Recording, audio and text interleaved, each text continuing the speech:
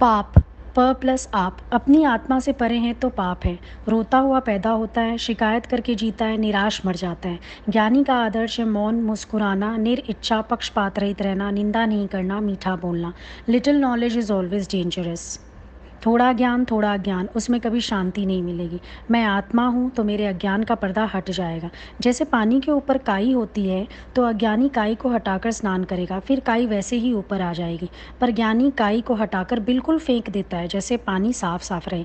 ऐसे अज्ञान सत्संग के समय हट जाता है, पर जैसे ही बाहर निकलोगे संसार में तो वैसे ही अज्ञान के कर्म और बातें करोगे तो ज्ञान अज्ञान हो जाएगा। उसके लिए हमें क्या करना चाहिए? उसके लिए हमें अपने पर कृपा करनी चाहिए। तो जैसे पहले अज्ञान में थे, शरीर में थे, तो आत्मा की जानकारी भी नहीं थी, और आत्मा को जानने के बाद शरीर में वापस नहीं आ सकते। इसलिए सब द्वंद्वों से छूटकर निर्लेप रहो, सब फुरने फेंक दो, शांति की सेज पर सो जाओ। तुम आदि से निराकार हो, लेश मात्र भी न जीव और जगत, न हुआ न होगा, कुछ भी नहीं बना है, खेल नाटक चल रहा है। ईमानदार होकर रहना माना क्या? सच्चा ईमानदार किसी में आसक्ति नहीं रखता है। ईमानदार वह है जो दूसरों को ना सुधार के अपने आप को सुधारे। ईमानदार वह है जो निराकार की हुकूमत देखता है। ईमानदार वह है जो घर में एक गलत शब्द भी नहीं बोलता। ईमानदार को ही भगवान सत्संग में भेजता है।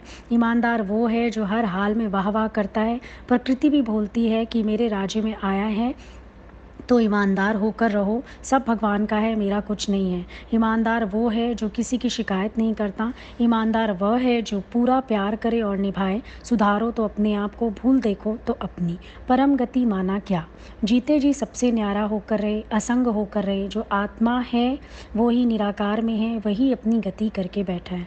अब सुनो, मनुष्य अपनी भावी कैसे बनाता है? हम एक एक सेकंड में अपनी भावी बनाते हैं। रामायण में सीता माता ने सोने का हिरण देखा, लोभ हुआ, निर्दोष लक्ष्मण पर दोष लगाया कि तेरा मन मेरे में है, तो रावण के घर गई, जंगल में जाना पड़ा। लोभ से किसी और पर दोष लगाने से भावी बनती है। राजा दशरथ की भूल से श्रवण को तीर लगा, माँ बाप ने श्राप दिया कि तू भी बेटे के वियोग में मरेगा, भूल से भावी बनती है। राजा परीक्षित ने एक इच्छा के कारण संत के गले में सांप डाल दिया, तो संत ने श्राप दिया कि 7वें दिन तुझे वही सांप डसेगा, इच्छा से भावी बनती है।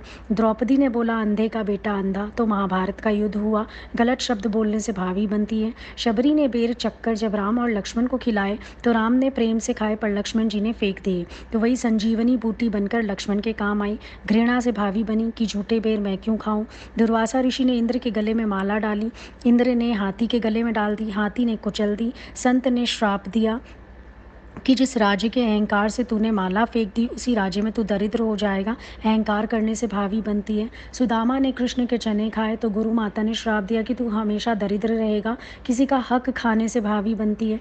युधिष्ठिर धर्मात्मा थे, फिर भी द्रौपदी को दाव पर क्यों लगाया? रस में लिहाज में लगाया, लिहाज में भावी बनती है। संत ने कहा तुम्हारी भावी भी तुम काट सकते हो, पर नहीं काट सके तो तुम्हें भावी भावी भोगनी पड़ती है। तूने किसी को जज किया तो भावी तैयार है। श्रृंगी ऋषि ने वैश्या के बहकावे में आके शादी की, 3 बच्चे हो गए। बहकावे में आने से भावी बनी। द्रौपदी हंसी, एक गाय के पीछे 5 बैल लगे हैं तो उसकी भावी बनी, 5 पति मिले।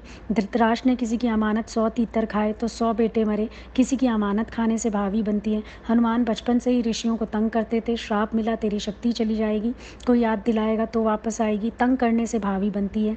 किसी पर बेमतलब टॉन्ट करने से भावी बनती है। ये जवान है फिर भी सर्दी लग गई तो उसे भी सर्दी लग गई। कैकेयी ने हाथ काले करके ऋषि का मुंह काला किया तो श्राप मिला, तीनों लोकों में तेरा मुंह काला होगा।